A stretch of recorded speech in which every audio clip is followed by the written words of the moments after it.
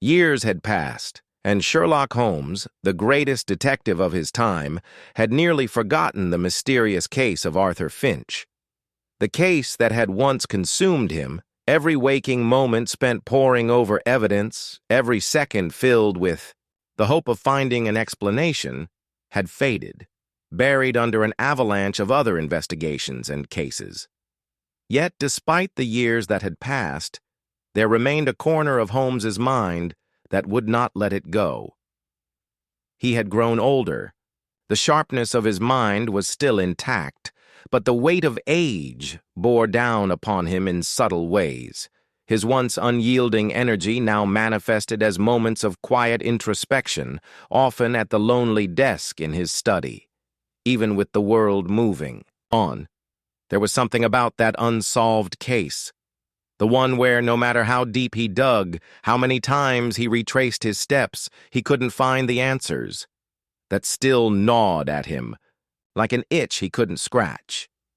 It was late one evening, the fireplace in his study casting flickering shadows that danced across the walls, when the haunting of the Finch case crept back into his thoughts.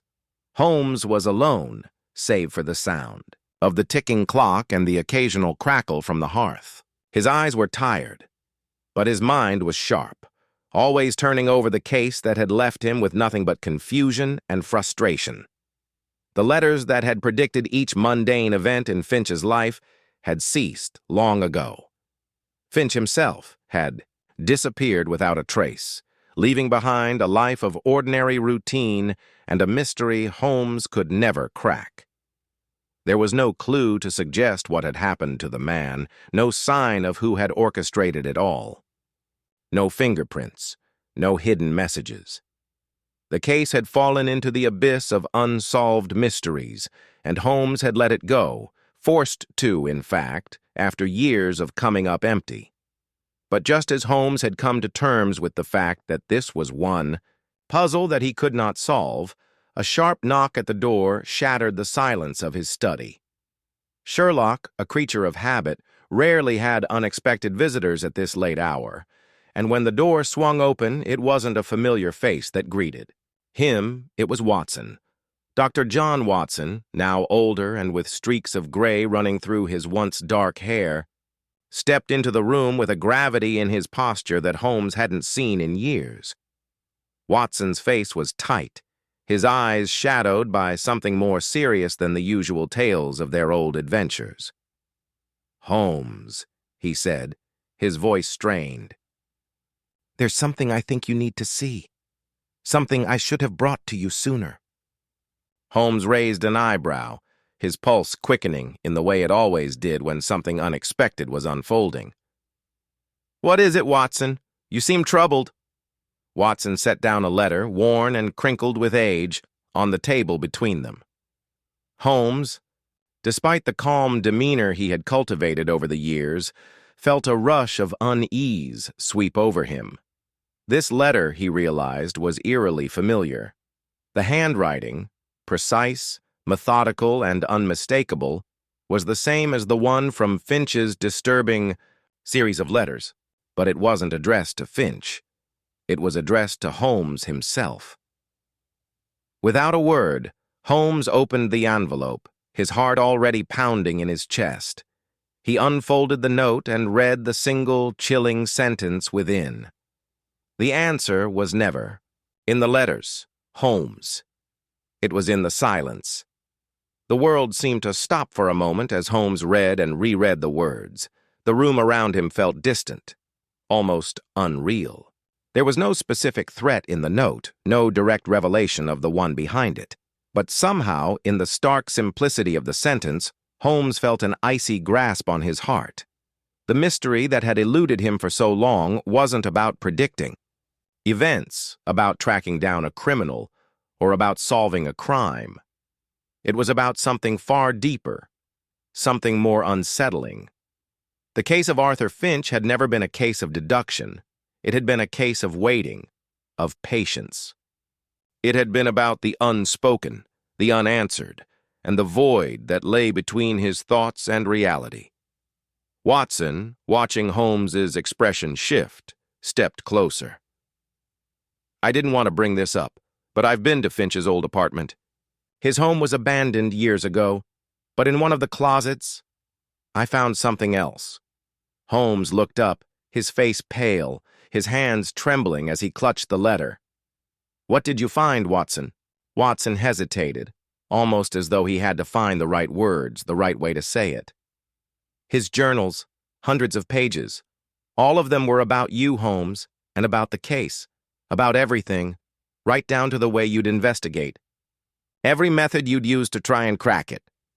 And the thing that stood out to me the most was that, in the end, he wrote that he had always known that you would never figure it out." Watson paused, letting the weight of his words settle. "He never left. He never vanished. He was right under your nose the entire time." Holmes stood up abruptly, pacing the room as his mind raced. What did Watson mean? Finch was gone. There were no signs of him. There were no traces.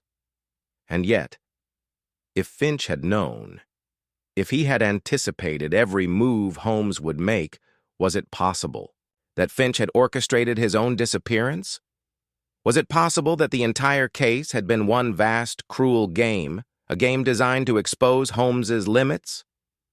As Holmes's thoughts spun in a vortex of confusion, a realization struck him. Perhaps the answer was in the very thing that had vexed him from the start.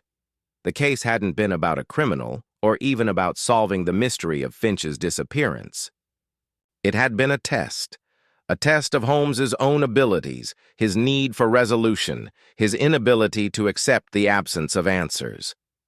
Holmes slowly sank back into his chair, his mind racing, but now with an odd clarity. The greatest puzzle of his life wasn't about finding someone or something. It was about confronting the truth that some mysteries, no matter how much one longed to solve them, would remain unsolved.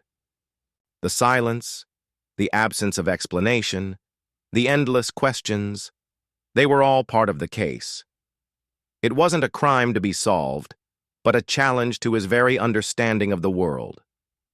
Holmes sat back, staring into the fire, his face pale. He could almost feel Finch's presence in the room, hearing his quiet, mocking laughter in the distance. And as the hours passed, Sherlock Holmes came to a realization he had never considered before. Some puzzles weren't meant to be solved. Some mysteries were simply beyond even his understanding. The silence, the empty spaces where answers should have been, was the final clue. The case had been a mirror, reflecting his own limitations. In the end, there was no one to catch, no villain to defeat. The case of Arthur Finch had never been about an answer. It was about the lack of one. And it was a lesson that Holmes would carry with him for the rest of his days.